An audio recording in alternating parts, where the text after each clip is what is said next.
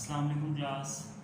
जैसे कि बच्चे आप लोगों को पता है कि हम अपना चैप्टर 2 पढ़ रहे हैं। लास्ट टाइम हमने कुछ टर्म्स को जो है वो डिस्कस किया था, जिसके अंदर हमने देखा था कि फ़ाइल बेसिकली क्या होती है, जिससे जो किस किस से मिलकर बनती है। सबसे पहले हमने एक फील्ड देखी थी, टर्म थी आपके पास। फिर फील्ड से मिलकर आपके पास क्या बने थे, रिकॉर्ड्स बने थे, और रिकॉर्ड्स से मिलकर आपके पास क्या बनी थी, फाइल्स बनी थी। ठीक है जी।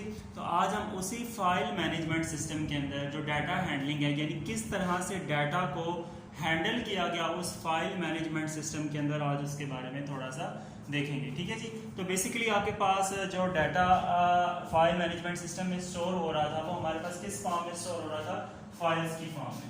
ठीक है जी। किस फॉर्म में स्टोर हो रहा था, फाइल्स की फॉर्म में। यानी डिफरेंट आपके पास जो फील्ड्स, रिकॉर्ड्स, उन सब से मिलकर आपके पास जो डिफरेंट फाइल्स जो है वो क्रिएट होती थी, और उन फाइल्स की फॉर्म में ही जो डाटा है वो क्या होता था, उसके अंदर स्टोर होता था। क्लियर हो गई बात। आपकी बुक का जो पेज नंबर 28 है, the file management system uses file to store and retrieve data. यानी बेसिकली हमारा मकसद क्या है कि हमने डाटा को, दो चीजें हम लोगों ने देखनी है। एक ये कि हमने डाटा को किस तरह स्टोर करना है, और डाटा को किस तरह रिट्रीव करना है। ठीक है जी। ये दो मेन चीजें हैं जो आपको, मतलब जिसकी आपको जरूरत पड़ती है कि डाटा को आप किस तरह फाइल मैनेजमेंट सिस्टम के अंदर स्टोर किस तरह करेंगे। यानी अगर फॉर एग्जांपल कोई नया डाटा आता है तो उसको किस तरह स्टोर करेंगे, और जरूरत पड़ने पर उस डाटा को अगर हमें रिट्रीव करना पड़े तो वो हम किस तरह करेंगे। क्लियर होगी बात। ये दो मेन पॉइंट्स हैं वो आपको पता होने चाहिए इसके अंदर। तो वो ये कह रहा है, the records layout are properly defined in the file management system. The field in the record can be fixed length और वेरिएबल लेंथ। ये भी आप लोगों ने टर्म पढ़ी थी कि ये फिक्स्ड लेंथ भी हो सकती है फील्ड, और फील्ड जो है वो वेरिएबल लेंथ भी हो सकती है। Each field in the record corresponding the starting memory address, the starting address of the each field and its length is used to identify the storage location। यानी आपके पास इसका कोई ना कोई एड्रेस होगा, जैसे कि लास्ट टाइम भी हम लोगों ने देखा था, पीछे भी आप लोगों ने पढ़ा हो। तो जब रैम की हम बात करें तो उसमें एक प्रॉपर कोई ना कोई एड्रेस होता है। यानी कोई भी चीज़ हम जो कंप्यूटर के अंदर स्टोर करेंगे, अगर वो रैम के ऊपर उसका कोई ना कोई एक खास एड्रेस होगा, जिस एड्रेस के ऊपर जाके वो चीज़ जो है वो स्टोर होगी। The field name is used as name reference to store and retrieve data। Basically आपके पास अगर आपने नया डाटा स्टोर करना है या डाटा रिट्रीव करना है तो आप किस तरह उसको कर सकते हैं, वो आप बेसिकली करेंगे फील्ड नेम से। यानी जो स्टोर और रिट्रीव डाटा होगा वो किससे होगा, फील्ड नेम से होगा। यानी कोई ना कोई आपके पास फील्ड नेम के थ्रू ही आप डाटा को स्टोर भी कर सकते हैं, और रिट्रीव के लिए भी आप डाटा को फील्ड नेम से ही क्या करेंगे, रिट्रीव करेंगे। ठीक है जी। फॉर एग्जांपल अगर आपके पास फील्ड नेम बेसिकली क्या है, फील्ड नेम अगर फॉर एग्जांपल अगर मैं एक जो है बात करूं फील्ड की, जैसे कि फॉर एग्जांपल कोई ना कोई एंटिटी है, यानी कोई ना कोई ऐसा ऑब्जेक्ट है जिसके बारे में हम डाटा कलेक्ट कर रहे हैं। फॉर एग्जांपल एक टीचर ऑब्जेक्ट है जिसका हम डाटा कलेक्ट कर रहे हैं। ठीक है जी। उसकी फील्ड्स आपके पास क्या क्या हो सकती हैं, यानी उसके अंदर उसका कोई ना कोई आईडी होगी, उसका कोई ना कोई नेम होगा, ठीक है, उसका कोई ना कोई सब्जेक्ट होगा। ठीक है जी।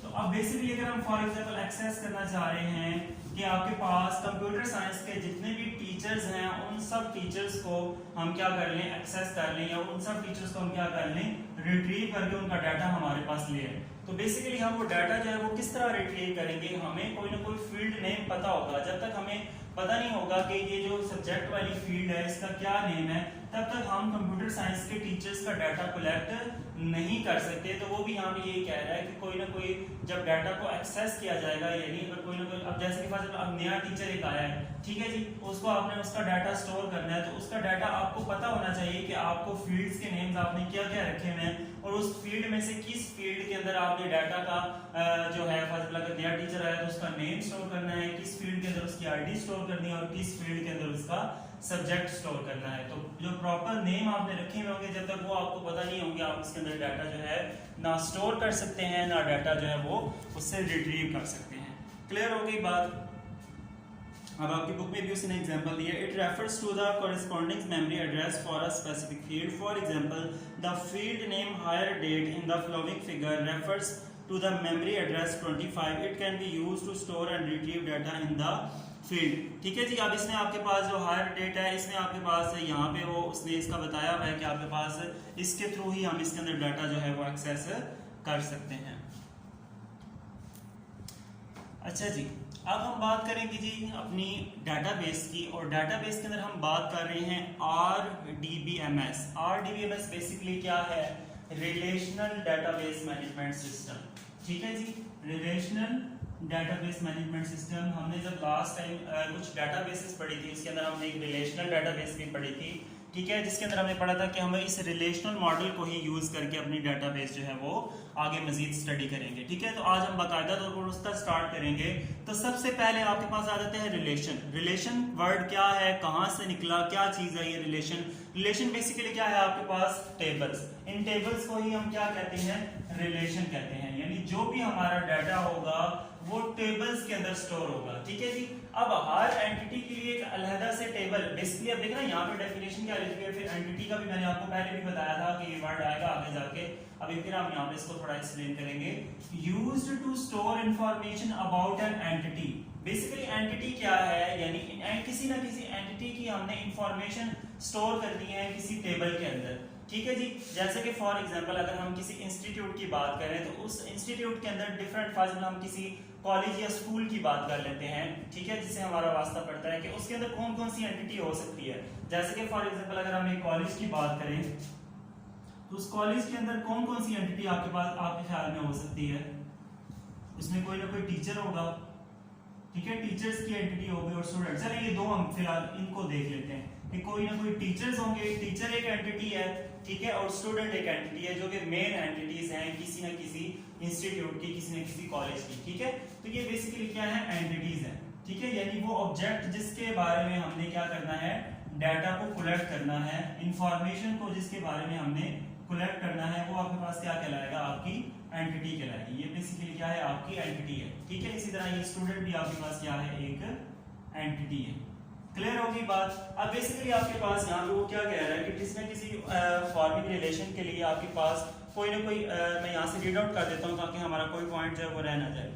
A table or relation is used to store information about an entity. An entity is anything about which information is stored in a database. An entity may have many attributes with unique names. But अब ये attribute का word यहाँ पे आ गया। Basically attribute क्या है? Attribute for example इस entity की जो जो आपके पास आप ये समझ लें कि इसकी जो जो खुसूसियात होंगी। जैसे कि फॉर एग्जांपल एक टीचर है तो टीचर की कोई ना कोई आईडी होगी। ठीक है, टीचर का कोई ना कोई नेम होगा, उसका कोई ना कोई सब्जेक्ट होगा। ठीक है जी, फॉर एग्जांपल ये थ्री मेन हमारे पास इसके एट्रीब्यूट्स हैं। ये क्या है? इसके पास इसके एट्रीब्यूट्स हैं, इसकी आईडी है, नेम है और सब्जेक्ट है। इसी तरह फॉर एग्जांपल स्टूडेंट है, स्टूडेंट की भी कोई ना कोई आईडी होगी। ठीक है, उसका कोई ना कोई नेम होगा। ठीक है, और इसके अलावा उसका ग्रेड हो सकता है कि वो किस ग्रेड का है, यानी किस क्लास का है। चलिए मैं क्लास यहाँ पे लिख लेता हूँ ताकि आपको समझने में आसानी हो। ठीक है, कि वो किस क्लास का स्टूडेंट है। ठीक है, अभी फॉर एग्जांपल हम ये तीन हमने जो है ना इन दोनों के ले लिए एट्रीब्यूट्स। तो ये इसके क्या है? एट्रीब्यूट्स हैं। यानी जितने उसके आपके पास कॉलम्स होंगे जिसको आप डिस्कस करेंगे वो उसके क्या कहलाएंगे? एट्रीब्यूट्स कहलाएंगे। ठीक है जी, क्लियर हो गई बात? उसके बाद ये आपके पास एन एंटिटी में है many attributes with unique names. Unique names का क्या मतलब है? यानी हर एट्रीब्यूट का एक डिफरेंट नेम होना चाहिए। ऐसा नहीं है कि कोई से दो एट्रीब्यूट के आप नेम सेम रख दें, सेम नहीं रखने आप लोगों ने, डिफरेंट रखने हैं। आईडी, नेम, सब्जेक्ट, इस तरह डिफरेंट यानी एक एंटिटी की बात हो रही है। देखिए ना, ये स्टूडेंट एक अलग एंटिटी है, ये इसका टेबल है, और ये टीचर एक अलग एंटिटी है। ये नहीं आपने देखना कि इसका आईडी और इसका आईडी सेम हो गया, इधर नहीं कंफ्यूज होना आप लोगों ने। ये एक अलहदा एंटिटी है। वो कह रहा है किसी एक एंटिटी के जो आपके पास एट्रीब्यूट होंगे उनके नेम्स जो हैं वो सेम नहीं हो सकते।